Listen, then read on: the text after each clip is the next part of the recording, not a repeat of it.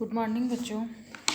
आज मैं आपको बुनाई की विभिन्न अवस्थाएं पढ़ाने वाली थी, लेकिन आप में से काफ़ी सारे बच्चों ने ज्वाइन नहीं किया, इसलिए मैं इसका वीडियो बना के भेज रही हूँ। ये बहुत इम्पोर्टेंट टॉपिक है आपके एग्ज़ाम के पर्पज़ से। इसमें से क्वेश्चन लगभग आता ही है हर बार।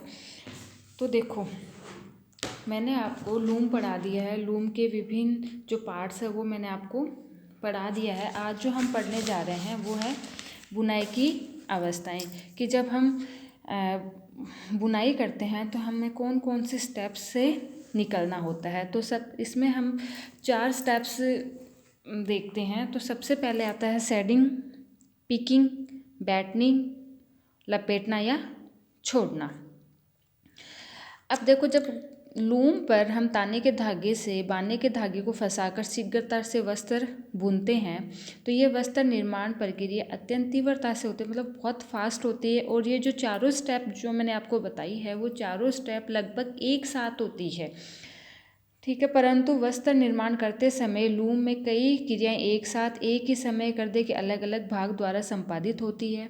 ये क्रियाएं वस्त्र निर्माण में अनवरत रूप से, मतलब लगातार रूप से क्रमबद्ध और समकालीन होती रहती है। लगातार चलती है, क्रम मतलब क्रम से चलती है, एक सीक्वेंस में चलती है।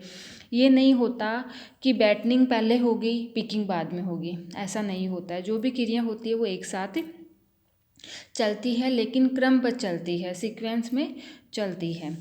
तो देखो, ये इसमें 4 अवस्थाएं मैंने आपको बताया है: शेडिंग, पिकिंग, बैटनिंग और लपेटना या छोड़ना। लपेटना तथा छोड़ना ये दोनों क्रिया एक साथ होती है। जब मैं आपको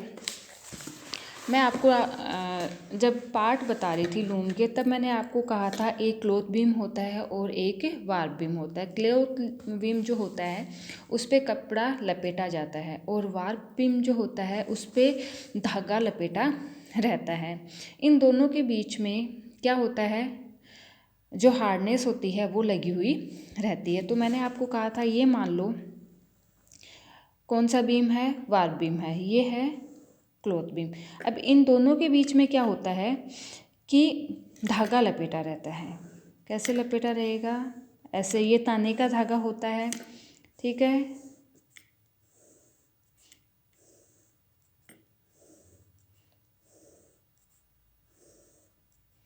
ये ताने का धागा है, ठीक है। ये कौन सा बीम है? ये है वार्प बीम, और ये है क्लॉथ बीम।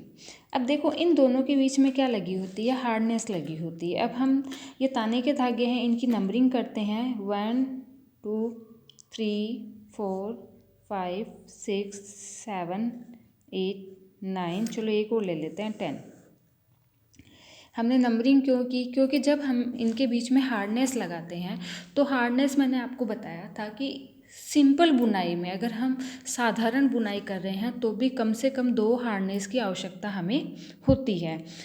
तो देखो, और बाकी हम हार्डनेस जितनी चाहे हम लगा सकते हैं, वो डिपेंड करता है हमारे बुनाई पे कि हम कौन सी बुनाई कर रहे हैं। तो यहाँ हम सिंपल बुनाई लेके चलते हैं। तो मान लो मैंने 2 हार्डनेस लगाई है। हार्डनेस मैंने आपको दिखाया था जब मैंने आपको लूम की संरचना बताई थी। तो हार्डनेस ये होती है, ये एक फ्रेम होता है, इसके बीच में वायर लगे होते हैं, और इन वायर के बीच में एक छिद्र होता है। इन छिद्र में से ताने का धागा निकलता है। तो देखो, यहाँ पे क्या होता है, 2 हार्डनेस लगी हुई है। एक हार्डनेस ये लगी हुई है और एक हार्डनेस ये लगी हुई है। जो 1 नंबर की हार्डनेस है वो सम धागे को निकालती है, और 2 नंबर की जो हार्डनेस है वो विषम धागे को निकालती है। सम देखो 1 नंबर की है, उसमें 2 का धागा गया है, ठीक है। फिर 4 का धागा गया है, फिर 6 का धागा गया है, फिर 8 का धागा गया है, और फिर 10 का धागा गया है। ऐसे 2 नंबर की हार्डनेस है, उसमें 1 नंबर धागा गया है, 3 नंबर धागा गया है, 5 नंबर धागा गया है, 7 नंबर धागा गया है, और 9 नंबर धागा गया है। इस तरीके से हार्डनेस को हमने एडजस्ट कर लिया। जैसे ही हमारा जो लूम स्टार्ट होता है, लूम बनता है, मतलब इसकी प्रक्रिया शुरू होती है, तो क्या होता है कि हार्डनेस का जो क्रियाएं होती है उसके आधार पे वस्त्र का निर्माण होता है। तो जैसे ही लूम की प्रक्रिया स्टार्ट हुई, तो मान लो 1 नंबर हार्डनेस ऊपर हो गया, और 2 नंबर हार्डनेस नीचे हो गया। तो 1 नंबर हार्डनेस जो ऊपर हुआ उसमें जो धागे गए हुए थे वो क्या हो गए, ऊपर हो गए, और 2 नंबर की जो हार्डनेस है उसमें जो धागे गए हुए थे वो क्या हो गए, नीचे हो गए। तो बीच में एक स्पेस बन जाता है, एक गलियारा बन जाता है, जिस गलियारे को कहते हैं सैड। क्या कहते हैं, सैड। ये जो सैड होता है, ये सैड बनने की जो प्रक्रिया होती है इसको कहते हैं सैडिंग।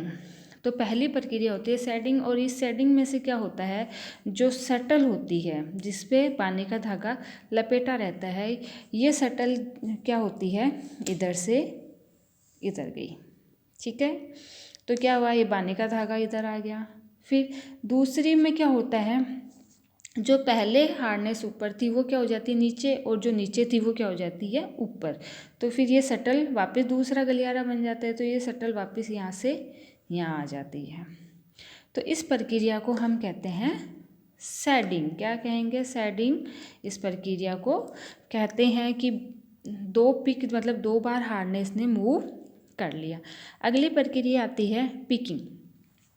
पिकिंग में क्या होता है, जैसे मैंने आपको कहा कि हार्नेस ऊपर हुई, दूसरी हार्नेस नीचे हुई, तो एक गलियारा बना। उस गलियारे में से क्या हुआ, ये जो सटल है वो निकली। जो सटल निकली तो ये बाने का धागा जो है वो ताने के धागे में फंसता हुआ गया। तो ये जो एक लाइन बनती है इसको हम कहते हैं वन पिक। क्या कहेंगे, वन पिक। ये जो पिक है, पिक बनने की जो प्रक्रिया होती है इसको कहते हैं पिकिंग। फिर ये वापस यहाँ से यहाँ आई, ठीक है, ये वापस यहाँ से यहाँ गई।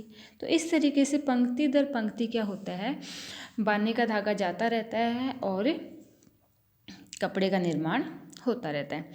तीसरी प्रक्रिया आ जाती है बैटनिंग। बैटनिंग में देखो क्या होता है कि मैंने आपको जब लूम के पार्ट्स पढ़ाए थे तब मैंने आपको एक रीढ़ जैसी संरचना बताई थी। रीढ़ जो है वो कंघी जैसी संरचना होती है, जैसे आपको डायग्राम में दिखा रखा है, ये कंघी जैसी संरचना होती है। या ये क्या करती है कि हार्नेस जो भी होते हैं उनके आगे लगी हुई रहती है। ठीक है, इससे क्या होता है, इसमें भी जो वायर होते हैं वो ताने के धागे के बीच में फंसे हुए रहते हैं। जैसे ही शटल पार होती है, शटल यहाँ से यहाँ गई, यहाँ से यहाँ गई, तो शटल मान लो यहाँ से यहाँ गई, ठीक है, फिर वापस यहाँ से यहाँ आई, फिर यहाँ से यहाँ गई, ठीक है, यहाँ से यहाँ आई। तो इस तरीके से क्या होता है, जो ये बीच में स्पेस होता है, ये स्पेस तो होता है क्योंकि शटल की चौड़ाई होती है, ये स्पेस होगा।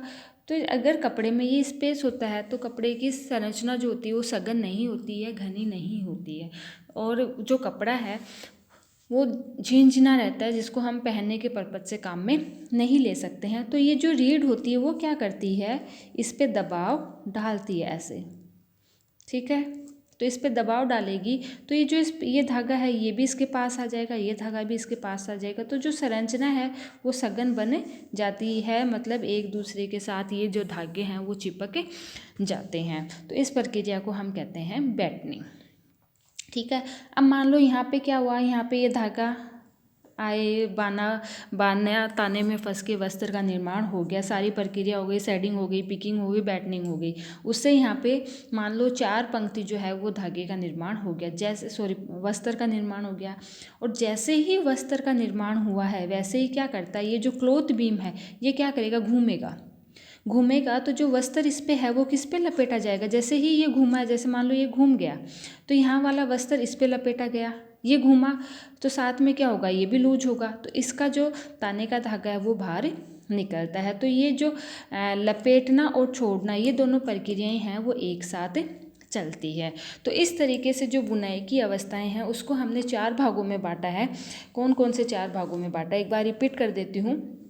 सेडिंग, पिकिंग, बैटनिंग और लपेटना तथा छोड़ना। ये जो चारों प्रक्रियाएं होती हैं वो क्या होती है, एक ही समय में होती है, लगातार होती है और क्रमबद्ध होती है। ये चीज़ हमेशा ध्यान रखना, क्रमबद्ध होती है, आगे पीछे ये प्रक्रियाएं नहीं हो सकती है। ये आपके इम्पोर्टेंट है, इस चीज़ को आप ध्यान रखना। अगला पॉइंट जो हमारा आ रहा है वो है वस्त्र की किनारी। अब देखो जो वस्त्र की किनारी है, सबको पता है कि वस्त्र की किनारी क्या होती है। जैसे कोई भी कपड़ा होता है उसके लास्ट की जो किनारी होती है जिसको कहते हैं हम वस्त्र की किनारी, ठीक है। जैसे मान लो, देखो मैं आपको दिखाती हूँ। ये मान लो हमारे जैसे मान लो ये हमारा कागज़ है। ये कागज़ की जो ये है, ये क्या है? किनारी। ये क्या है? किनारी होती है, ठीक है। इसको ही हम कहेंगे वस्त्र की किनारी। अब देखो, वस्त्र की जो किनारी होती है वो अलग अलग प्रकार की होती है।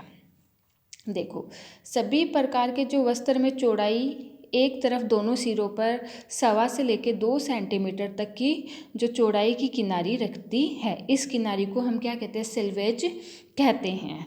किनारी से वस्त्र जो होता है दोनों सिरों से मजबूत रहता है तथा धागे नहीं निकलते हैं और छिटकते नहीं हैं। अगर किनारी नहीं होगी तो जो बुनाई में हमने ताने के धागे में हमने बाने का धागा जो काम में लिया है, तो वो बाने का धागा धीरे धीरे निकलना स्टार्ट हो जाता है और वो बुनाई जो होती है वो उधड़ना शुरू हो जाती है और वस्त्र खराब हो जाता है। तो वस्त्र को मजबूती प्रदान करने के लिए किनारी बनाई जाती है। अगर वस्त्र में किनारी नहीं हो तो वस्त्र उपभोक्ता के हाथ में पहुंचते पहुंचते इस कदर बेकार हो जाता है कि उसकी संपूर्ण उपयोगिता ही नष्ट हो जाती है। अब देखो, किनारी बनाने के लिए ताने के धागे को तानते समय वार्प बीम पर दोनों ओर 2 सेंटीमीटर तक अपेक्षाकृत मोटे और मजबूत धागे लगाए जाते हैं। किनारी अगर हम बनाते हैं तो उसमें हम मोटे और मजबूत धागे काम में लेते हैं। बाने के धागे में कोई अंतर नहीं रखा जाता। देखो, किनारी बनाते समय हमें ताने के धागे ही मजबूत और मोटे लेने होते हैं। जैसे देखो, ये हमने क्या किया, ताने के धागे बनाए हैं, ठीक है। ताने के धागे हैं, ये ताने के धागे हैं, ठीक है। ये ताने के धागे हैं। तो ये जो ताने के धागे जो किनारी हम बनाते हैं, तो ये जो धागे हैं ना, ये हम क्या करते हैं? मोटे रखते हैं। इधर से भी हम ये धागे मोटे रखते हैं और बीच में हम नॉर्मल धागे रखते हैं। लेकिन बाने का जो धागा होता है, जो सटल में धागा रहता है, वो बाने के धागे में किसी भी तरीके का कोई फ़र्क नहीं रखा जाता है। अब देखो, किनारी जो है वो 4 प्रकार की होती है। सबसे पहले आ रही है सादी किनारी। सादी किनारी में देखो, इस प्रकार के किनारी में ताने के धागे अपेक्षाकृत मोटे होते हैं, मोटे और मजबूत नहीं होते हैं। अतः वस्त्र की किनारी वस्त्र के अन्य भाग के समान ही रहती है। सिलाई करते समय इन्हें मोड़ने की आवश्यकता नहीं होती है। मतलब जो किनारी होती है, हमेशा आप सिलाई में क्या करते हो? किनारी को निकालते हो या उसको मोड़ते हो। लेकिन जब सादी किनारी होती है तो सादी किनारी में जो किनारी होती है वो अलग से धागे प्रयुक्त नहीं किए गए हैं। जैसा वस्त्र होता है वैसी ही किनारी होती है, इसलिए उसे मोड़ने की आवश्यकता नहीं होती है। दूसरा है कटी हुई किनारी। कटी हुई किनारी में क्या होता है कि ये जब हम छोटे वस्त्र बनाते हैं तो उसमें ये किनारी बनाई जाती है। अब देखो, मान लो कि ये जो हमने वस्त्र बनाया है, हमने इतनी चौड़ाई का बनाया है, इसमें हमें छोटे वस्त्र बनाने हैं। तो छोटे वस्त्र बनाने के लिए हम क्या करेंगे? इसके टुकड़े करेंगे, ठीक है। टुकड़े करेंगे तो यहाँ से मान लो हमने एक रुमाल बनाया है, तो इसकी किनारी बनाने के लिए हम क्या करेंगे? यहाँ से हम क्या करेंगे? कपड़े को मोड़ देंगे। तो कटी हुई किनारी में क्या होता है कि कपड़े को मोड़कर सिलाई करके किनारी का निर्माण किया जाता है। अगला आ रहा है टेप किनारी। टेप किनारी में क्या होता है कि जो ताने के धागे हैं वो मजबूत रखे जाते हैं, मोटे रखे जाते हैं, ताकि बुनते समय आधा आधा इंच दोनों साइड में किनारी का निर्माण हो जाता है। फ्यूज किनारी। फ्यूज किनारी में क्या होता है कि बुनाई में ये चीज़ नहीं रखी जाती, बल्कि क्या होता है कि तंतु जो होते हैं उनको पिघलाकर, कैसे भी हम पिघला सकते हैं, ताप के द्वारा हम उनको पिघलाकर क्या करते हैं? एक पट्टी जैसी संरचना बना देते हैं। जैसे आपके पास कोई डोरी होती है, अगर उसकी गांठ नहीं ठहरती है तो आप क्या करते हो? उसको हल्का सा जलाकर चिपका देते हो।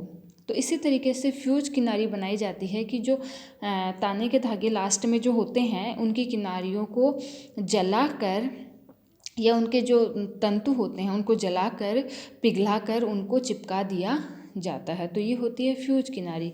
आगे जो इस चैप्टर में है वस्त्र का गुणांक और ये वस्त्र का संतुलन, ठीक है, ये सब नहीं है।